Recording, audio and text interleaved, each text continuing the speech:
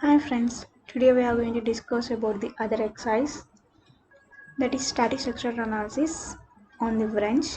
So here the problem is about to determine the maximum deformation and distribution of the Von Mises stresses under given distributed load and boundary conditions for the wrench. Here the material here is stainless steel having a Young's modulus of 193 gigapascals, Poisson's ratio is 0.27, and the boundary conditions are given as the hexagon on the right is fixed on all the edges. So here we need to fix this hexagon with all sides and it apply a pressure of 2 megapascals only on this upper portion of this wrench. So these are the boundary conditions we need to apply for the wrench. So first we are going to open the ANSYS software.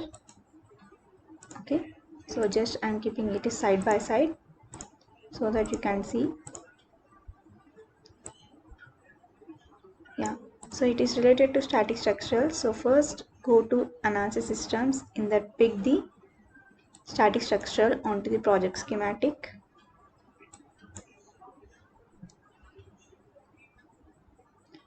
In this, first we are going to give the material as stainless steel.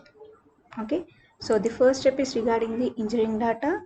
Double click on the engineering data and give the material as it is specified here. Okay, so in the engineering data we are going to assign the material as it is specified. So here the material they are given as stainless steel. Okay, so just give the material as stainless steel, material name as stainless steel, and we are going to assign the Young's modulus and Poisson's ratio. So in the linear elastic, choose the option as isentropic elasticity and drag onto this stainless steel, so that at bottom you are going to get the values you need to specify here, that is Young's modulus and Poisson's ratio. So the Young's modulus are given as 193 gigapascals, but here we need to mention in pascals. Okay, so giga means 10 power 9, that is e power 9. So give the value as 193 e power 9, enter. Next Poisson's ratio is 0.27, enter. So like this we are going to apply the material in the engineering data. Next, close this engineering data and we are going to draw the geometry as shown in this figure. Okay, so go to geometry, right click, click on design modeler, that is new design geometry, to design the sketch as shown in the figure. So once it is open, we are going to draw the sketch.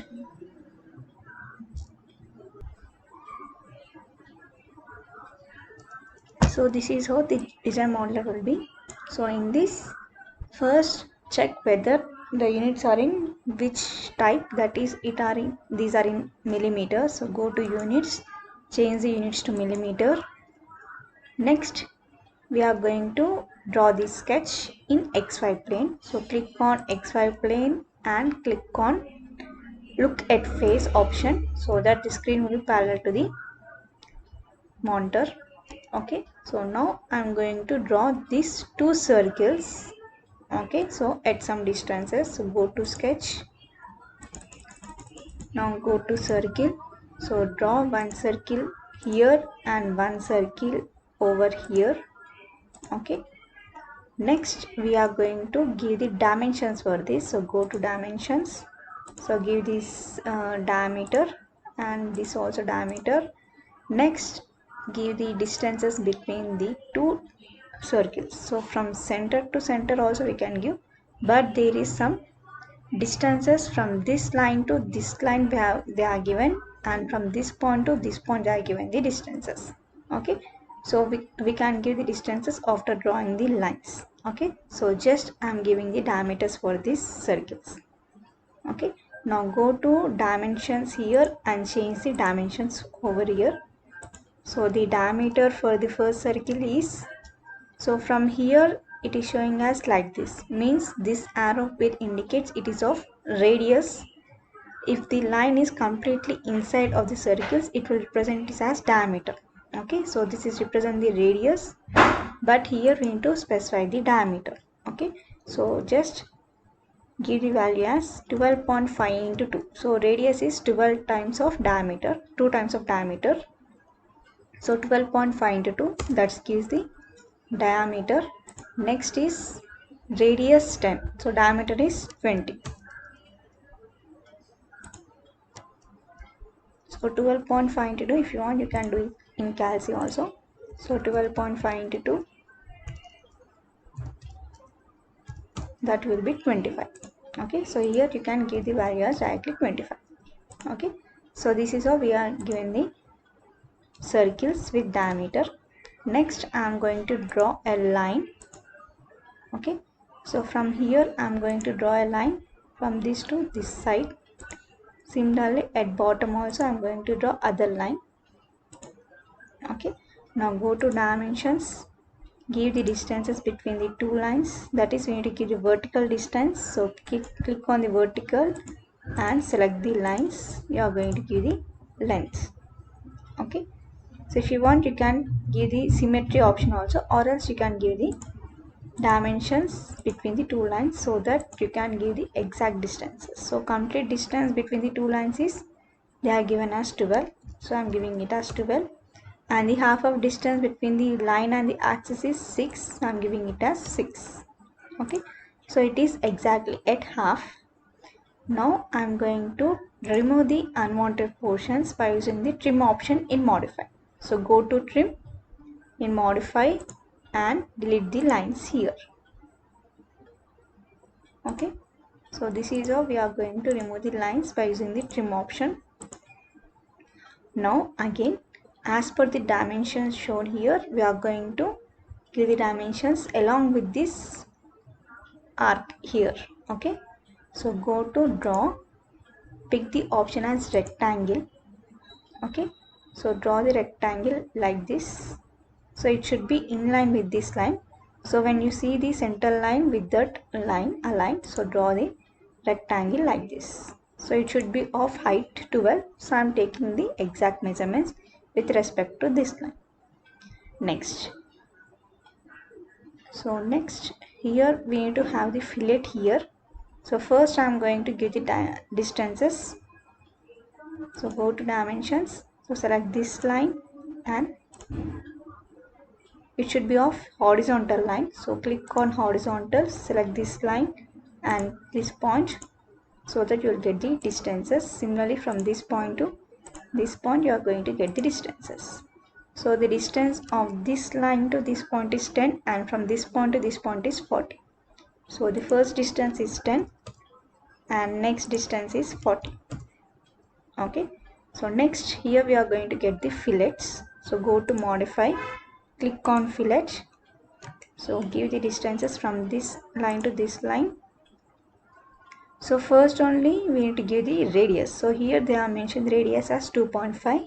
So they automatically when you give the radius here, it will get the arc within the same radius. Okay, so here I have already mentioned the radius as 2.5 mm. So the arc is formed, that is fillet is formed with radius of 2.5 mm. So here also pick these two lines, you are going to get the fillet with radius 2.5 mm. Okay, so this is how we are going to get this. Next, we need to remove the unwanted portions from on this side. So okay, go to modify, click on trim. So select this line to remove the extra portions in the sketch.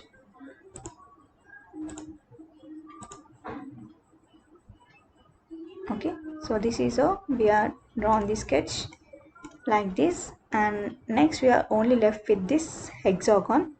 So that can be drawn by using the polygon command, polygon tool. So go to draw toolbar, in that pick the option as polygon and the sides we need to mention first. So the here the polygon having it 6 sides, so mention the n as 6. Now specify the center point. Now draw the circle as per the shown like this. So the line should be horizontal. Okay, so check whether the line is getting H symbol or not. If you get the H symbol, just click it and you are going to get the hexagon like this. Next, the height of this hexagon should be 12.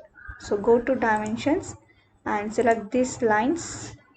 So that vertical, that is of vertical dimension. So click on vertical, select these two lines, you are going to get the distances. So that distance should be of height 12 mm. So click on this vertical line and give the distance as 12, enter. So you are going to get the hexagon with height 12 mm. Okay, so you are going to get the figure like this. So this is about the drawing of 2D sketch of the wrench. So next step is we are going to convert this sketch into as a surface. Okay, so for that go to modeling and go to menu bar, click on concepts, click on surface from sketches and pick the option as, in that base option click this and click the sketch and click on apply. So after applying you need to generate. So you can click either generate here or you can click on the F5 functional key in the keyboard. So just click on the generate. You are going to get the surface like this. So this is how we are going to get the figure of the 2D sketch of the wrench.